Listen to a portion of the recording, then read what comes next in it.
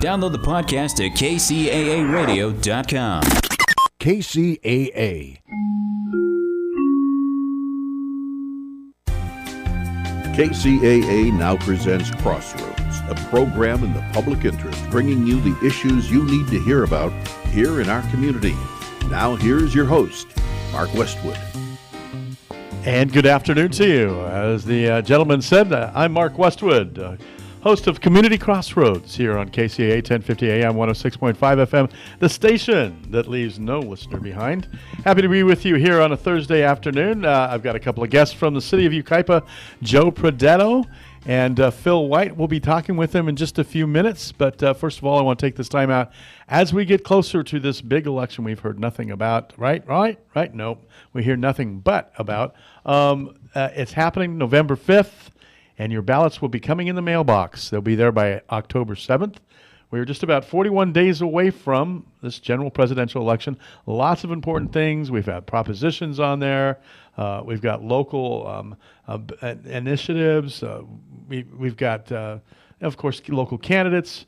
And, it's important that you vote. So if you are not registered to vote, you can do that now. You can do that right up until the election. You can do that on Election Day with what they call a provisional ballot, but it's simply iwillvote.com. It's a very easy one to remember. iwillvote.com. Make that commitment. Go to that. You can register, and you can find your state to register in case you're going out of state right now and you don't live in this state, or you can go to our Secretary of State's website, which is SOS. I kind of say Save Our Souls, but it's actually Secretary of State, sos.ca.gov/elections. sosca.gov/elections. And today we will also be on KQLH, by the way. I forgot to say that. I'm so used to being in this studio sometimes and in the other studio. We are simulcasting on KQLH 92.5 FM because that is a station that we have in Yucaipa. And I think it's important for this information to get out. We're here to educate, and we're not advocating. We're just here to educate. So we're going to do that. Also, getting back to the elections, elections.sbcounty.gov, elections.sbcounty.gov. It is an all-mail ballot.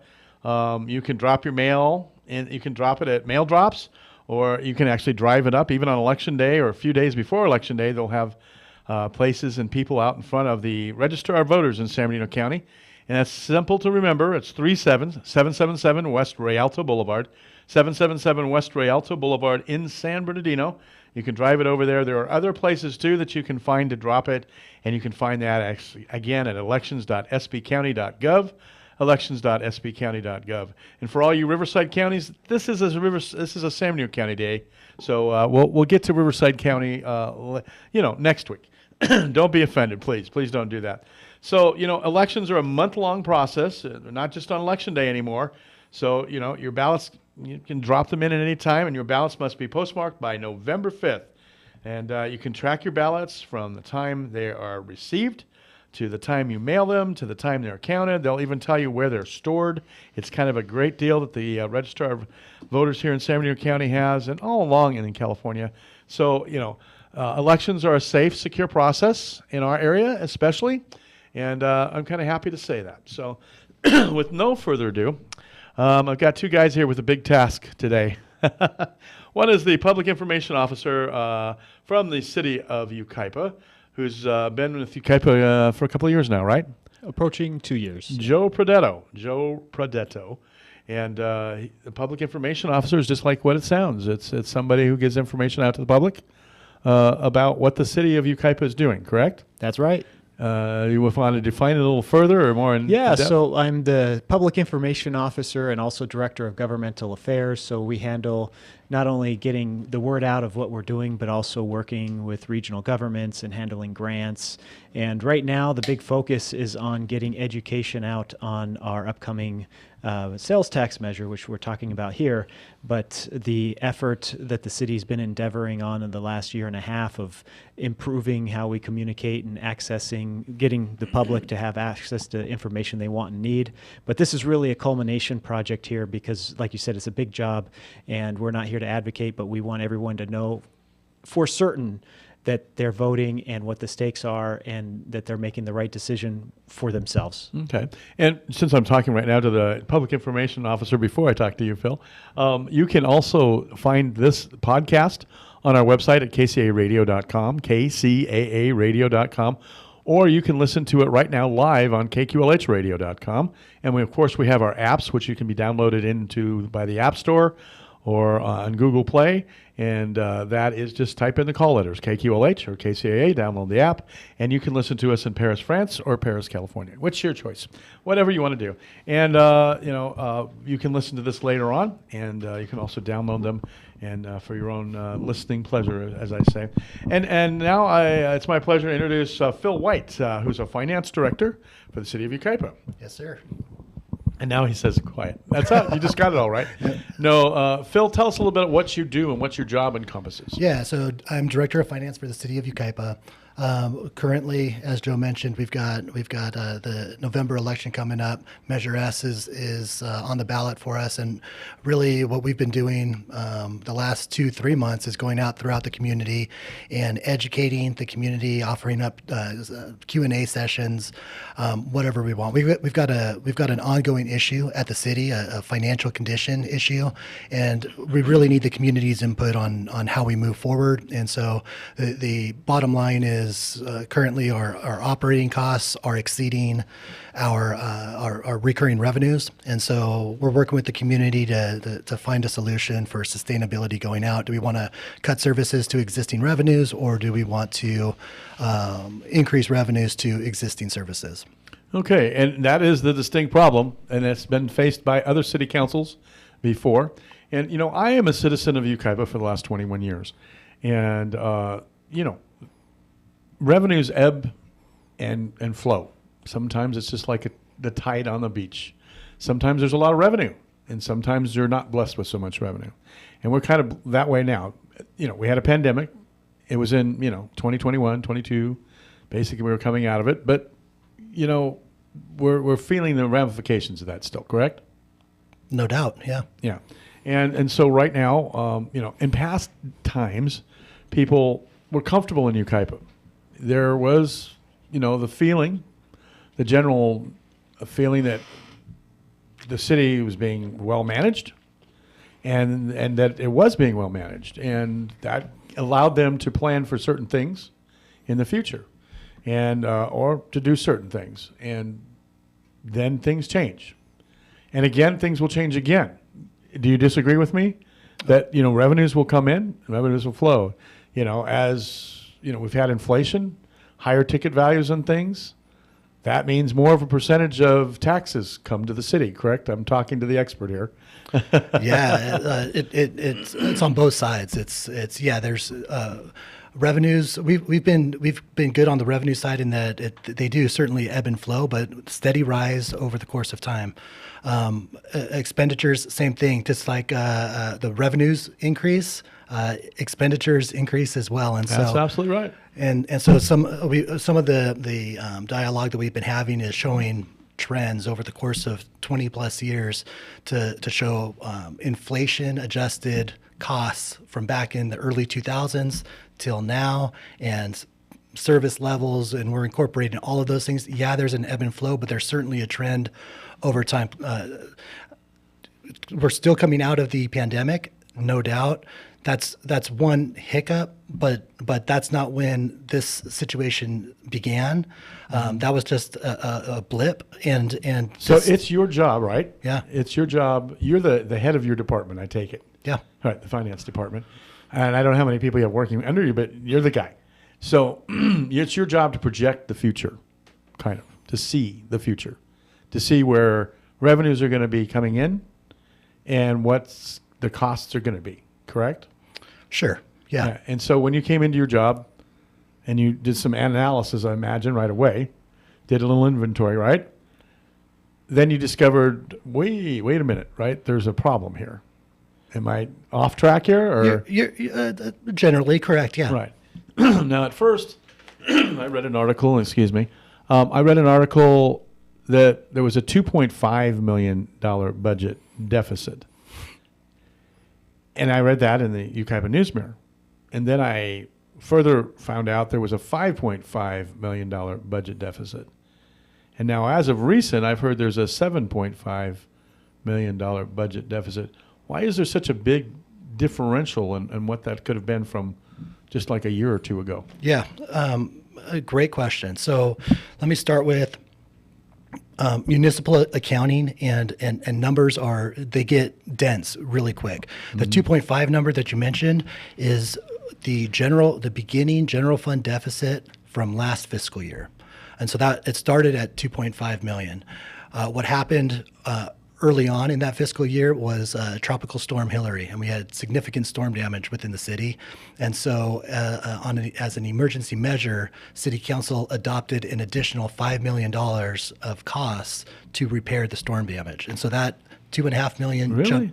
Storm damage? from storm damage, absolutely. Wow, I didn't realize we had that much storm damage in Yucaipa. In Yucaipa, absolutely. No, it was the result. I mean, and it's Was it like telephone poles or something? no, like it was most of the damage was caused because of the burn scar from the El Dorado fire. Oh, okay. Now And that so then makes the sense. tropical storm came through, and there was mud flows and debris coming through. And so, that would do it. and to clean that stuff up, there's a significant cost, $5 million.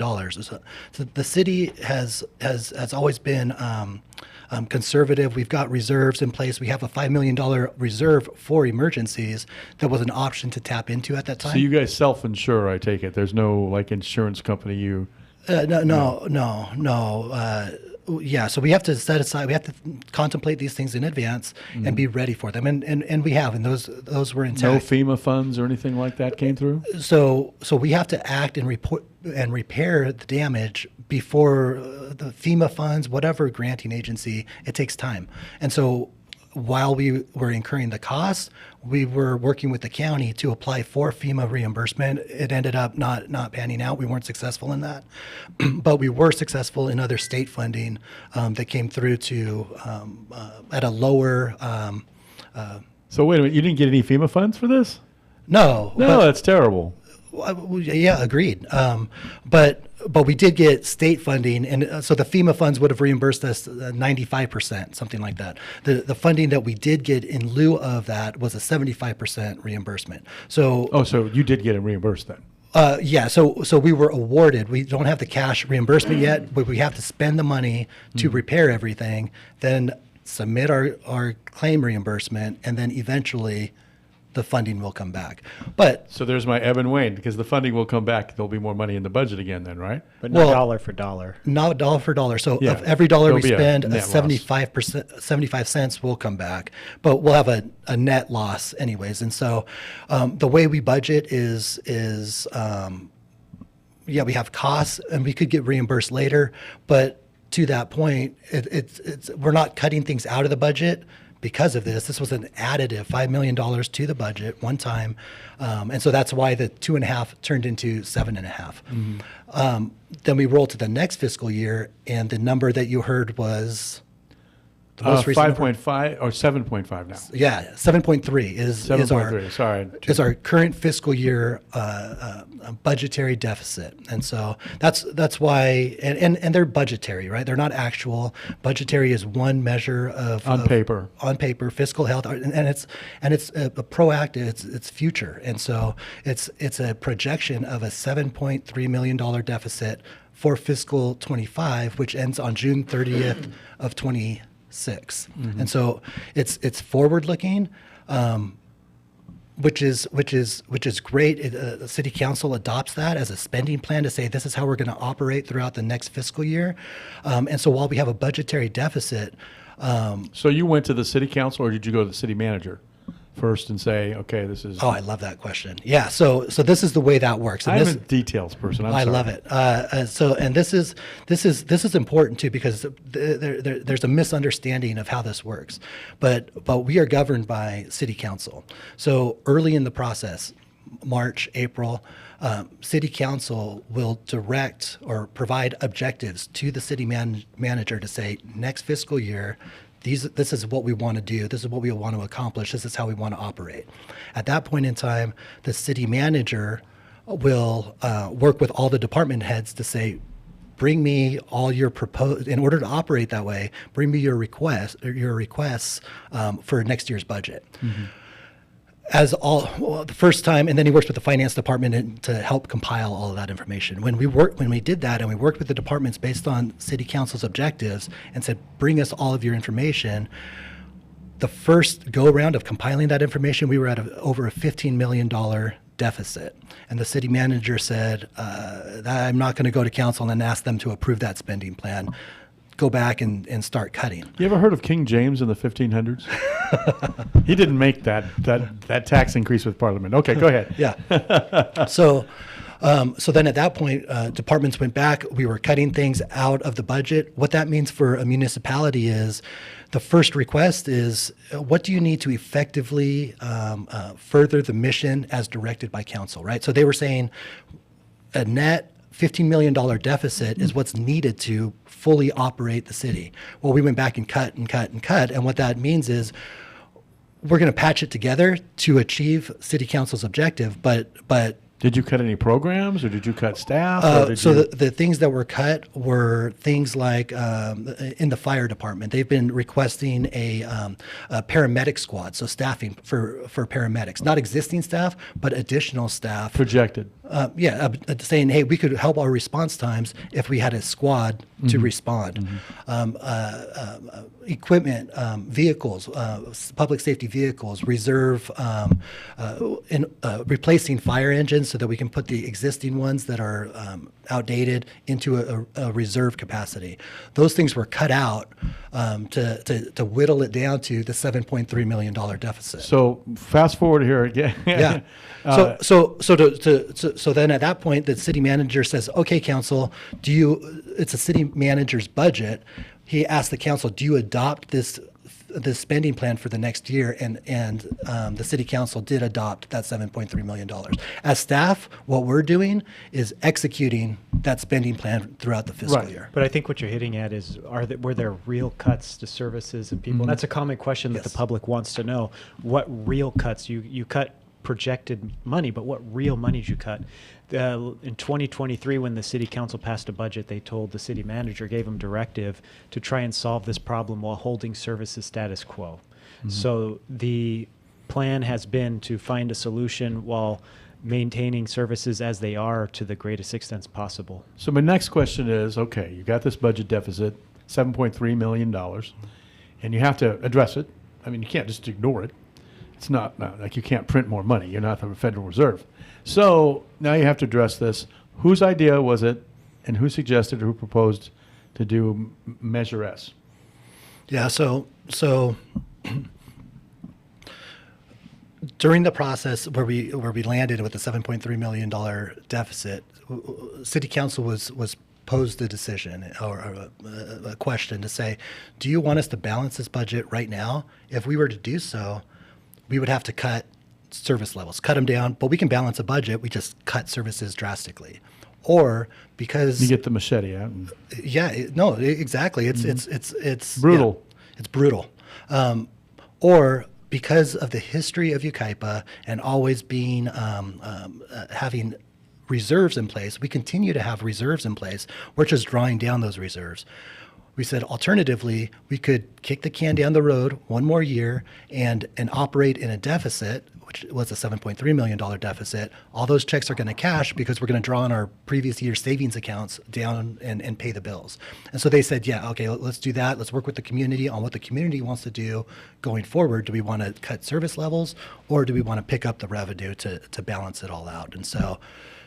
And the reason we came to propose the sales tax to City Council is our staff went through and looked at many different revenue ideas.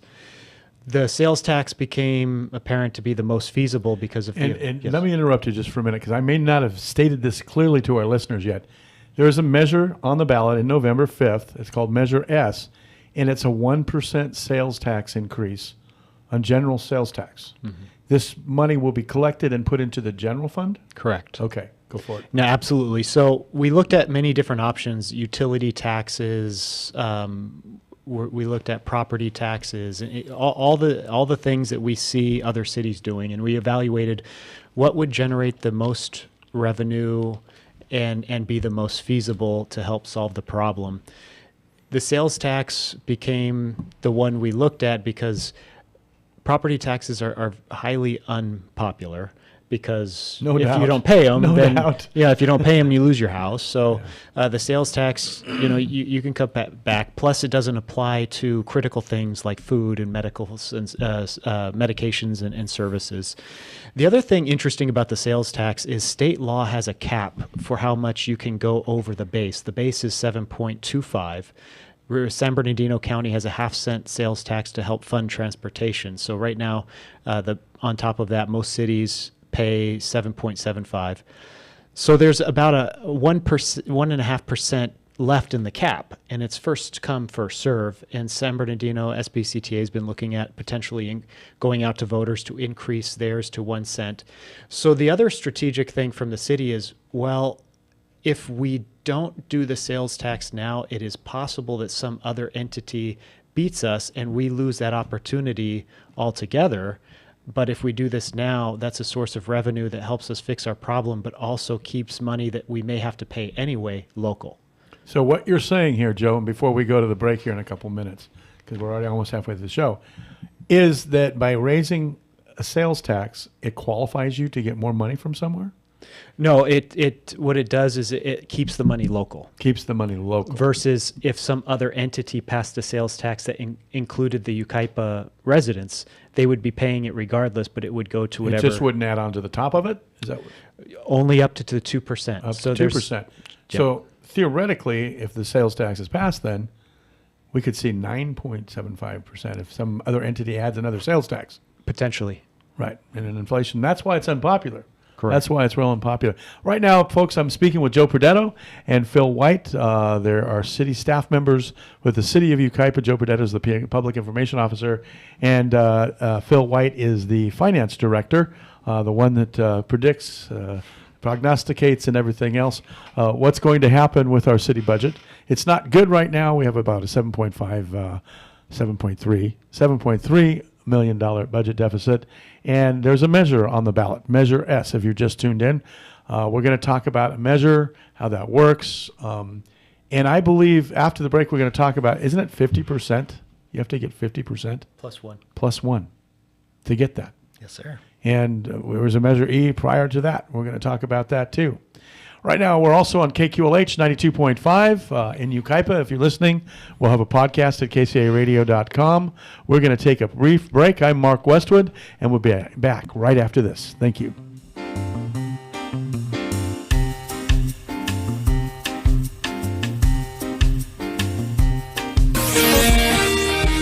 NBC News on KCAA Loma Linda is sponsored by Teamsters Local 1932, protecting the future of working families. Teamsters1932.org. When you're alone and life is making you lonely, you can always go downtown. Nestled in the heart of downtown San Bernardino is Living History and the place you want to be. On the internet, it's 320downtown.com. That's 320downtown.com. The Enterprise Building, with its rich interiors, it's a place so special you just have to see it. It's at 320 Northeast Street in downtown San Bernardino. The Enterprise Building is the heartbeat and entertainment life of downtown San Bernardino, as well as a distinguished space for your new office or building. You can grow with its newly renovated banquet area, meeting rooms, 320 bar, top deck terrace, and plenty of parking space with over 8,900 square feet of reasonable and available opportunity. Today, it's family owned and operated by Alicia, Alan, and their son Ryan. They've rolled out the red carpet and crafted a gracious space, keeping the historical feel of the building while providing the opportunity to create the future memories of your upcoming wedding or celebration. It's 320downtown.com. That's 320downtown.com. The Enterprise Building. It's downtown, waiting for you.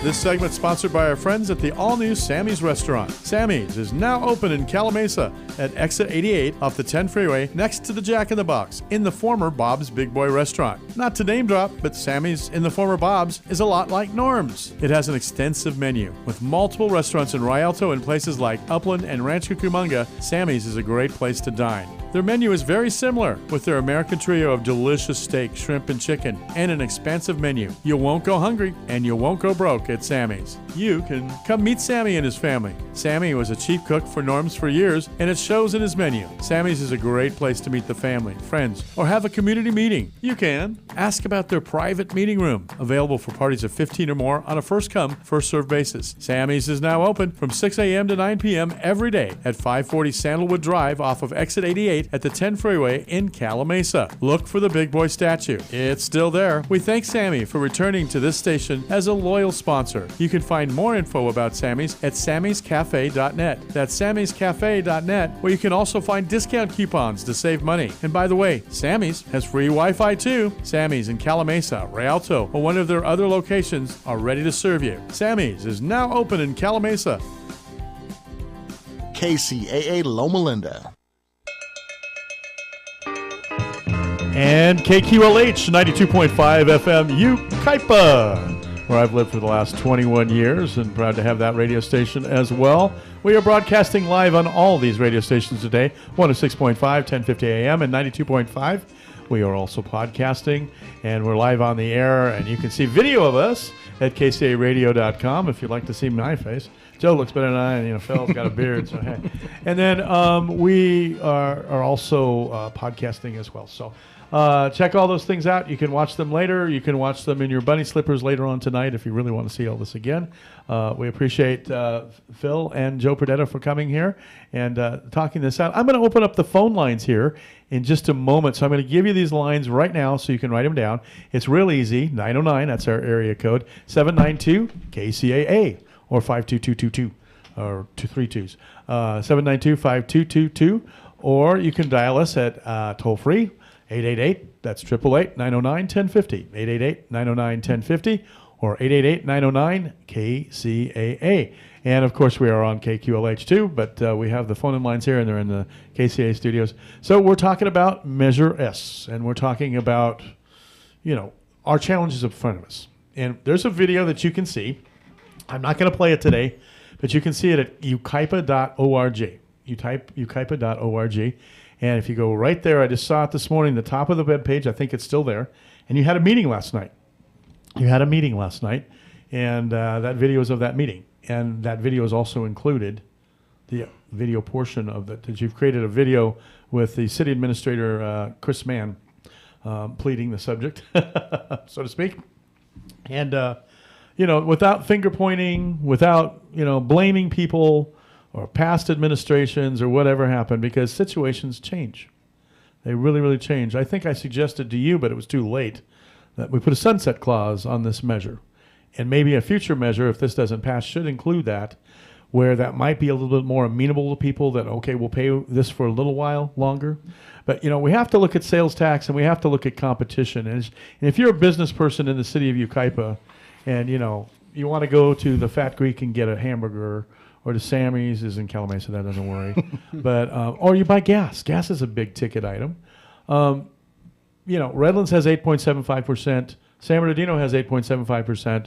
But Banning, Beaumont, Calamasa, Mentone even, all 7.75%. Highland, 7.5%. So if you're going to buy gas on the way home from work, or you're going to go out of town, you might buy it somewhere else.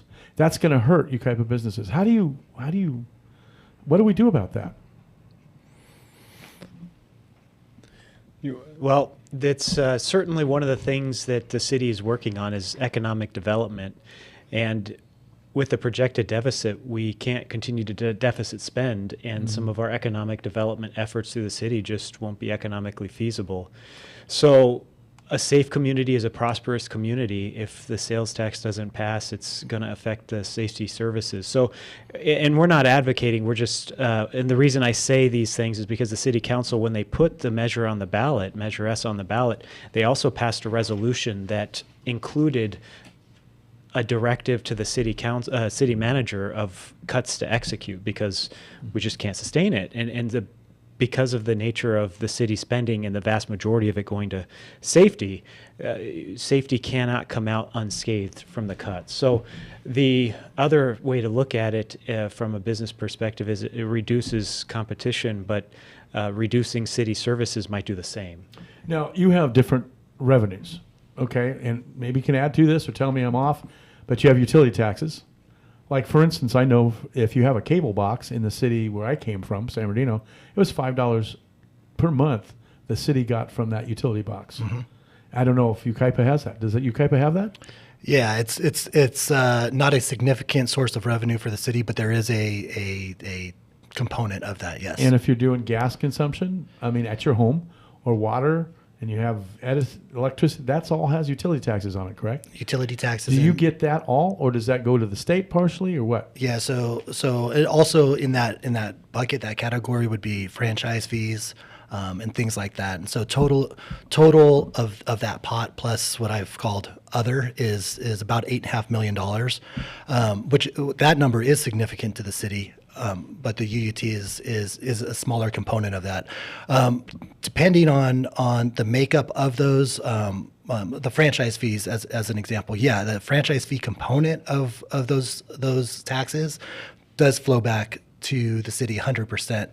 That one component, like the trash hauler franchise fee, the trash hauler gets theirs, but the franchise fee component of it goes to the city. Because Vertec is our current trash hauler, right? Right. And were they included in the budget? Was there, like, I heard there was like a couple $1 million that was kind of not included in that? Yeah, I might have opened up a can there, but so the franchise fees related to Vertec, the original amount based on the agreement at the time of budget adoption is included in the budget. Subsequent to the budget adoption, the city went through a process to increase the rate that was being applied, the franchise fee component of that, and that incremental amount was approved after budget adoption. So that's not included in the adopted budget number because it was not effective until subsequent to. So a tough question here. This kind of determines, Measure S kind of determines who's going to pay these increases. We have to have fire protection, right? We have to have police, sheriff protection. We have those contract services. I think the city pays like, maybe if I'm not mistaken, back in the day, I knew that the city paid like $150 a month to Edison per street standard, per light. Those things all add up. I knew that from San Bernardino days when I worked for the city of San Bernardino. So, those things all add up, but you have to cover those costs. But it's determining who's going to pay for them directly. Is it the individual citizens, or is it going to be a big corporation, or we can do some of those things? Because I'm going to predict something here. You may not like it, but I don't think the measure is going to pass. Mm-hmm. You have to have 50% plus one. And when I'm hearing on the streets and from people and being the radio station guy, they don't like it. They didn't like it as much as Measure E even. And there's a lot more distrust with the city because of changes and people not liking what's happening in one country. And we could go into this whole big mess of things. But what we have in front of us is this measure on November 5th. And then afterwards, you're going to be getting creative here, or Joe over here might be leaving. What are we going to do? And one of the things is to get innovative and say, who's going to pay this tax?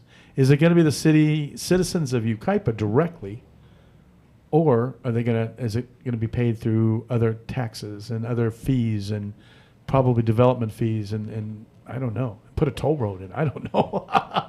I mean, this is just the kind of ideas. I'm just, brainstorming here.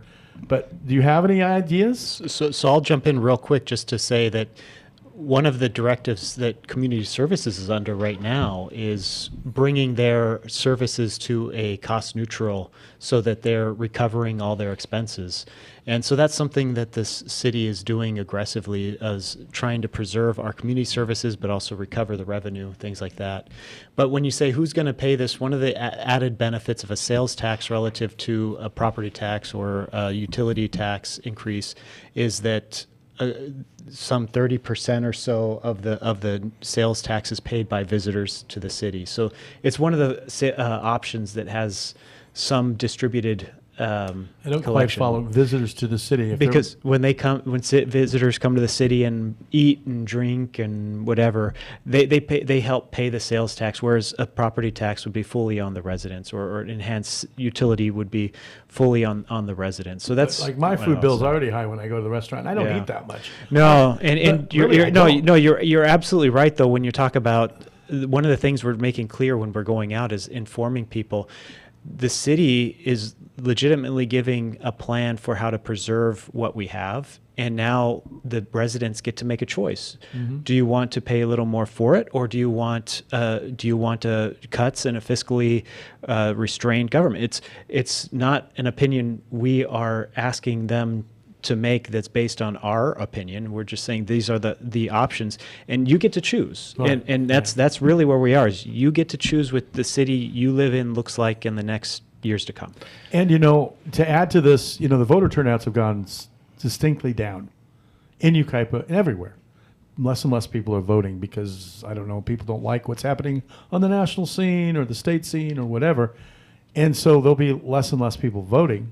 You still have to get 50% plus one of that, of course. And the direction I'm taking this here is, if you don't like this people, you got to get out and vote. And I noticed at the meeting, I saw it online, and maybe I was joining a lot of other people that couldn't go there and watch the meeting last night online. There weren't that many people at the meeting. Nope.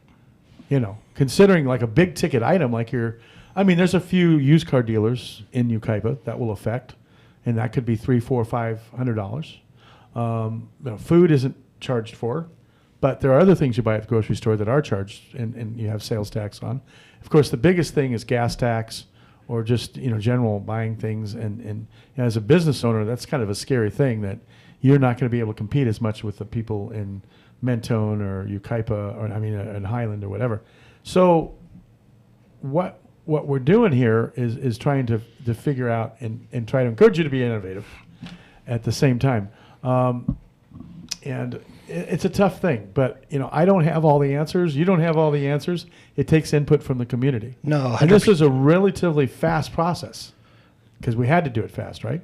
Yeah, and so fast, yes, but still proactive. We're being proactive. We've got money in the bank. This budget is this budget. It's been adopted. We're in the middle of the year, but we're going to fix it by the next budget cycle. And we're working with the community. You mentioned a couple of things. One, fuel stations are a significant source of retail sales tax for the city. Mm-hmm. And some I talked to one owner of a couple of fuel stations in town, and when he's very he talks a lot with the customers, and this item came up, Measure S came up, and he was saying, yeah, this is a 1 cent, and they're like, yeah, I don't want to pay that, and he said, let me put this in perspective, and he went out and he has the federal and the state taxes associated with fuel posted, and he went out and read them the amounts that are taxed per gallon, and said put that in perspective compared to 1 cent. And so, like Chris Mann says, we got miles and miles of roads, and we do. Yucaipa is big geographically as San Bernardino is. Yeah. Somebody says, oh, I'm in Yucaipa, just drive over and see me. I go, yeah, I'll be over in about 15 or 20 minutes maybe with the drive and the stoplights and everything. So there's a lot of roads to maintain. A lot of roads to maintain in California too, and that's why we have our gas tax. Mm-hmm. It's a direct use consumer tax. But, let's be clear about this. Taxes aren't easily passed. And then you're going to have to come up with something. I'm going to open the phone lines up right now. I don't know if many people are going to respond, but we'll see. 909-792-5222, 909-792-5222. We'll talk while we're waiting for phone calls. Maybe people are shy. They don't want to be on the radio. Let me get a lot of that too. Or 888-909-1050, 888-909-1050. As we progress forward, there's all kinds of suggestions. And, I think the city of Yucaipa likes that fast track term a lot because I've seen things passed a lot. We're going to fast track this. Well, that's a kind of another word for rush. Okay. And this kind of seems like it all came down on us real fast. But, the budget is a live document. It's living right now. You can't just put it off. You can't procrastinate. So I understand why that happened. But what do you think as the finance director you're going to do if this doesn't pass? Yeah, there's a narrative out there that it's happening fast. But as you point out, Measure E, that was 4 years ago, and in the environment of Yucaipa, to put a sales tax measure on the ballot, there's got to be a problem, because it's not a tax more type of town, and so in order for Measure E to make it through council to say yes, we need that, and put that on the ballot, that was an issue that was known back then, and so it's not a new thing, and yeah, it's been a long time coming, but council has finally said, all right, enough dragging this on. Let's work with the community and figure out as a community what we're going to do going forward. So I have microphones all day. We can talk all day, and I have Let's do radio it. stations. But the fact of the matter is, I want to give some other people a chance to talk. When you're calling in, folks, at 888-909-1050 or 792-5222, please keep it sane, civil, and leave the cuss words out, because we get fined for that. So I understand we have Amy on line one. Amy, this is Mark Westwood. Hello, and welcome to KQLH and KCAA. Hello, Amy. Hi. Do you have a question? Yes. Go for So, it. I'm getting. Got to turn your radio down.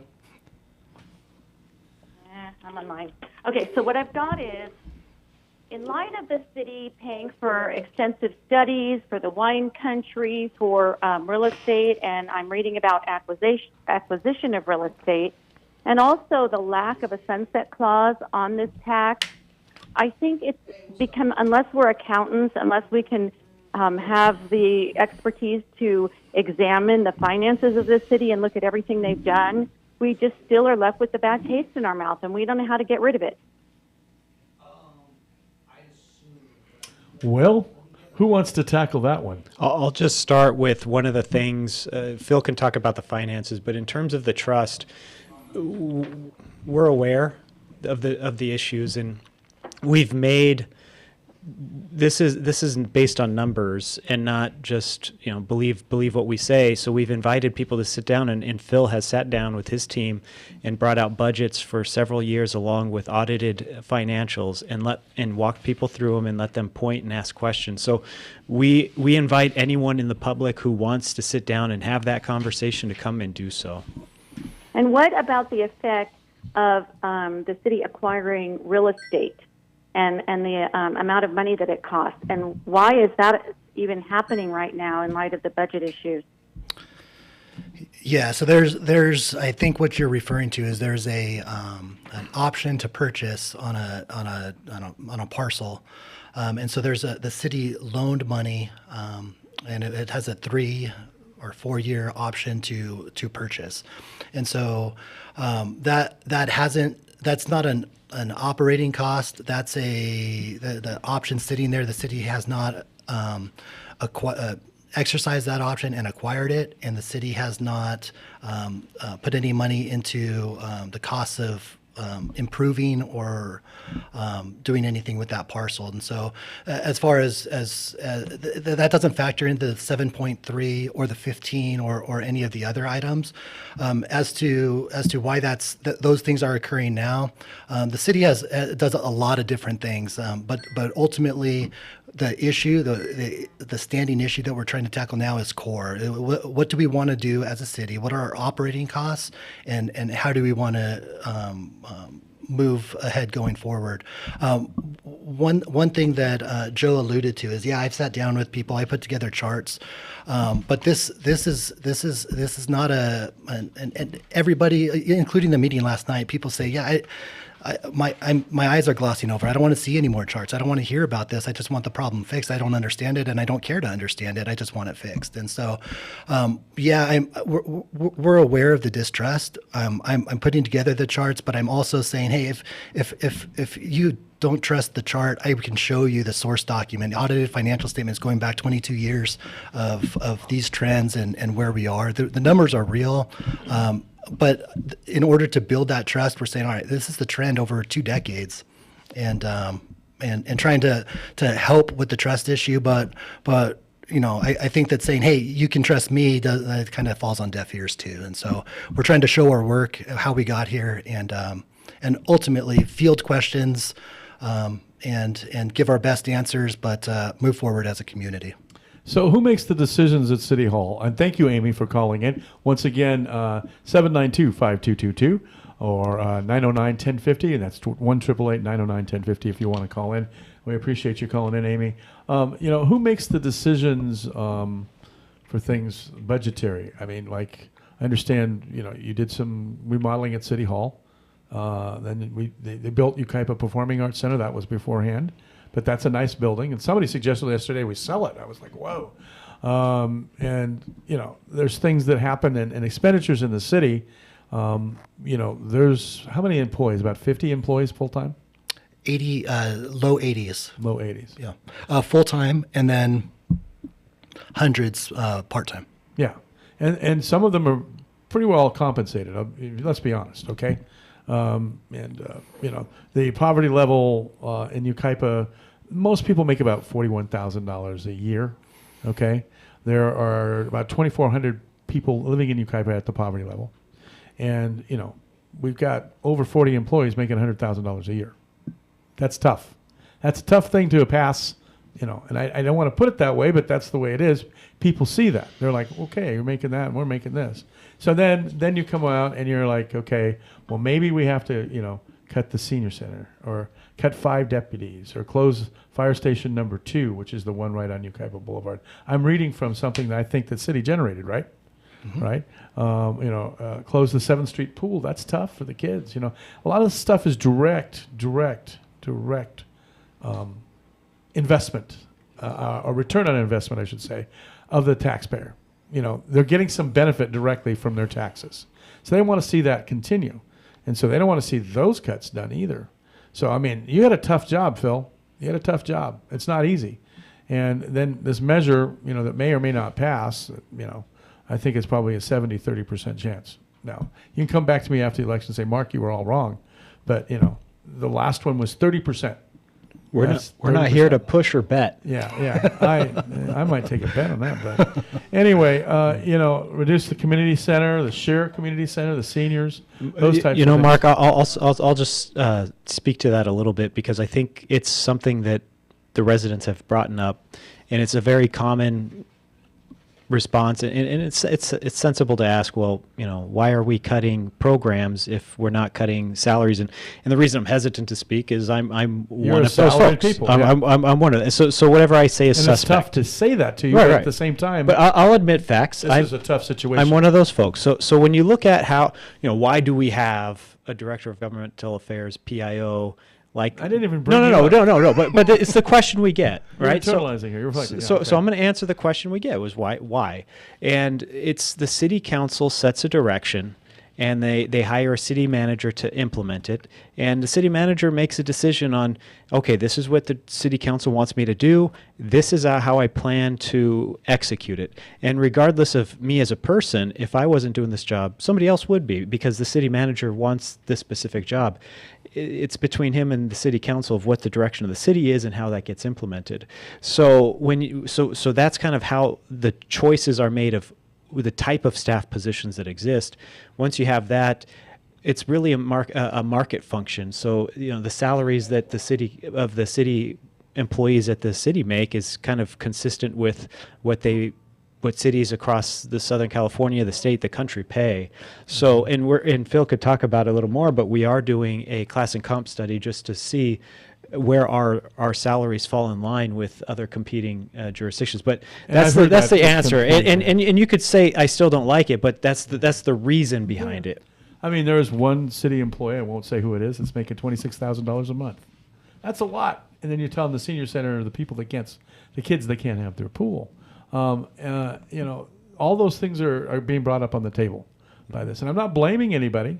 And I understand people want to make as much money as they want, and they want to be compensated fairly commensurate with what, somebody in Redlands is making or somebody in Highland is making. And all those things are tough decisions. And, that's part of being a city manager. You're the guy that gets blamed if you're doing the budget. You're the guy that gets blamed if you're in the budget.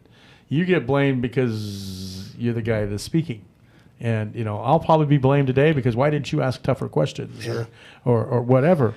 But at the same time, this is not just to nail you guys. This isn't just. This is for information. This is to get the information out there. Yeah, if I could add to the perspective. Last night, it's in the meeting last night, but what we did and added to the conversation last night was a 22-year trend where we said we have 4 types of services. We have community services, we have development services, we have public safety, and we've got support services. And we did a 22-year trend where we inflation adjusted the number from 22 years ago up to 2025 and said, if we spent how we spent in 2003, what are we spending now? For community services, the spend inflation adjusted for services, we were spending about 300% more on community services items. Since like 2008 or something like that. 2003. 2003. From 2003 up to 2025. For public safety, we had spent $4.9 million in 2003. We're spending $23.5 million in fiscal 25. When we adjusted for inflation, that's over a 300% increase in that service line. Development services was about 240%. When we looked at support services, when people say cut salaries, that means support services typically is what they're meaning by that. And when we did that inflation adjusted from 2003 up to 2025, we were a negative 26% less than we were spending in 2003. So we had 300% increases in public safety services, 300% in community services, 240% in development services, and a negative 26% in support, which means we, based on 2003, we're spending 26% less In ratio and perspective, yeah. but not in ratio. That's not factoring in. We did also a capital. We spent about $250 million with a B, $250 million in capital, increasing the infrastructure of Yucaipa. So all of that, dollar for dollar, we're spending 26% less on the support side, which means we are so lean on the support. And Yucaipa's always said, hey, go back to services, have less people, do less with more. And the problem now, the $7.3 million problem is so big, that well's dry. We can't go back there again. We need to figure out as a community, what services do we want to drop down? If we're cutting, we need to drop service levels. And so I just wanted to add that to the conversation too. And all that is good information. Yeah. And a lot of people learn this way, and that's why I'm thanking you for coming on. This could be a continued conversation forever and ever. I'm sure you've had 3 or 4 hour meetings on this, and I get 55 minutes to encapsulate this. We've been looking and talking at Joe Prighetto and Phil White here, and the budgets. We're looking at the budget, and we've been broadcasting on KQLH. You can see a podcast of this on kcaradio.com, and of course you can listen to it on 92.5. There is no easy answer to any of this, unfortunately, and placing blame on previous or whatever.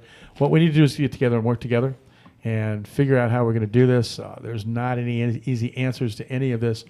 I say as a comfort that I think the budget revenue will go back up. And the reason I say that is, hey, it may seem simple, but you're building a lot of new little businesses. They're fast food. It seems to be a lot of fast food. I see that Canes will have no trouble filling out their staff as they're right across from Yucaipa High School. There's going to be tons of high school kids applying there. But, Canes is building one there. There's a new Jack in the Box that was going to reopen again. In the last year down at I think it's called Yucaipa Point. Yucaipa Point. Yeah, there's been tons of restaurants and things open. There was, I don't know, all those trucks that were down there. Was any revenue coming into the city, or was that just all private? That's all private. It's all private That's land. what I thought. Yeah. And it's going to have to get innovative, and fees may have to go up, and one way or another, people are going to pay one way or the other. Somehow or other, if we raise Burtek's fees, Burtek might raise their fees, and that's a direct, then they're paid direct or whatever, or they may choose, not to do that. Whatever utility taxes, there's money that comes in from the state too. We didn't even get to a lot of that. Some of it's the return on, sales tax and gas tax and all that. But, there's money that comes in from the state as far as grants, correct? You have a grant writer. The city, I'm assuming, has a grant writer. A contract grant writer and a staff person who does compliance and management. Okay. So we've been speaking with Joe Prodetto. Thank you, Joe, for coming. I appreciate it. Thank you, Mr. White. Phil White sounds like he should be a musician. He looks like a musician. I'm Mark Westwood on Community Crossroads, 1050 AM, 106.5 FM, over and out, and also on KQLH. Thank you.